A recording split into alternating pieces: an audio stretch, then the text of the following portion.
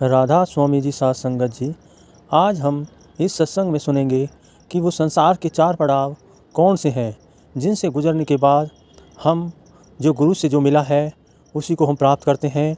अब इस सत्संग में आप आगे सुनिए और आपसे विनती है कमेंट में इस सत्संग को सुनने के बाद राधा स्वामी लिखिए। कभी झूले को गौर से देखना। जब बंदा बैठकर झूले लेता है तो जितनी फोर्स वो आगे की तरफ लगाता है, पीछे लाने के लिए फोर्स नहीं लगानी होती, पीछे पींग अपने आप ही आती है। इसी तरह जो लोग माया की पींग पर बैठकर झूले लेते हैं, अपनी कर्म इंद्रियों, ज्ञान इंद्रियों, मन को, सूरत को, जितना जोर वो माया की तरफ लगाते हैं उतना ही वो परमात्मा से दूर हो जाते हैं, क्योंकि माया के अंधेरे ने इसे उल्लू बना दिया। आसमान पर सूरज चढ़ा है, उल्लू को नजर नहीं आया। इसी तरह हमारे अंदर भी सूरजों का सूरज परमात्मा अंदर है, नहीं दिखता। चंद्रमा का भी चंद्रमा, ब्रह्मांडों का रचनहार अंदर बैठा है, लेकिन बीच में माया ने ऐसा अंधेरा बना दिया, नहीं दिखता, नहीं दिखता। ऐसी हालत हो चुकी है। और इतना ही नहीं, आपने तो कहा अवर मर्त माया मन तोले तो भगमुख जन्म दिगोया। कईयों की निगाह हर वक्त बेगाने तन पर या पराये धन पर खड़ी रहती है।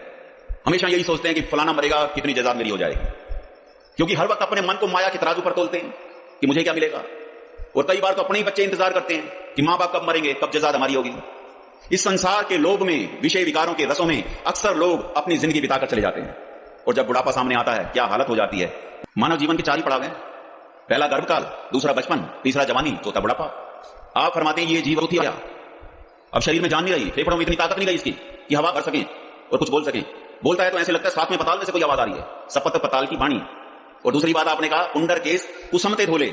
कुसम का फूल बहुत ही सफेद रंग का होता है, और आप फरमाते हैं उससे ज्यादा सफेद तो अब इसके बाल आ गए, और बाल सबसे पहले कानों की तरफ से सफेद आते हैं। क्यों? क्योंकि बुढ़ापा आकर आवाज लगाता है कि तेरा बचपन चला गया, जवानी चली गई, उसमें जो गुनाह हो गए कम से कम उन्हें तो धोने की कोशिश करें। हम जितने यहां बैठे हैं, क्या हमें नहीं पता कि हमने अपने मां बाप से छुपकर क्या किया, अपनी औरत, अपने आदमी से छुपकर क्या किया। सब कुछ पता होने के बावजूद फिर भी बंदा अपनी आंखें मूंद लेता है। क्यों? क्योंकि अंदर अपने गुनाह नजर आते हैं, और जब तक अपने गुनाहों पर निगाह टिकती नहीं, जीवन बदल नहीं सकता। बंदे की आदत है दूसरों के गुनाह देखना। आपका शरीर बहुत सुंदर हो, कपड़े भी आपने बड़े बेशकीमती पहने हो, मक्खी को तो कोई वास्ता नहीं उसकी कीमत का। मक्खी तो केवल ये देखती है गंदगी कहां पर लगी है। इसी तरह कईयों की निगाह दूसरों की कमियों पर खड़ी रहती है, अपना जीवन हाथ से निकलता जा रहा है, उसकी कोई फिक्र नहीं। और जबकि अब हमें चाहिए कि अपने जीवन में परिवर्तन लाएं, कर्म बदलें, अपनी रहनी बदलें। आप फरमाते हैं लोचन सर में बुद्धबल नाठी ता काम पवस मधानी। कहते शरीर में अब जान नहीं रही, आंखों से दिखना भी कम हो गया, लेकिन कामनाओं की मधानी अभी भी हम संसार में चलाना चाहते हैं।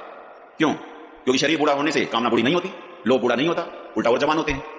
संसार की सरकारों ने तो हमें 60-65 सालों में रिटायर कर दिया। अब प्रार्थना करें कि ये शरीर रिटायर होने से पहले पहले मन वासनाओं से रिटायर हो जाए, क्योंकि मन कभी भी रिटायर नहीं होता। मन को मारना था गुरु के शब्द ने, गुरु के ज्ञान ने, उसे हम ऊपर ऊपर से गाते हैं। जो काम मन करके करेंगे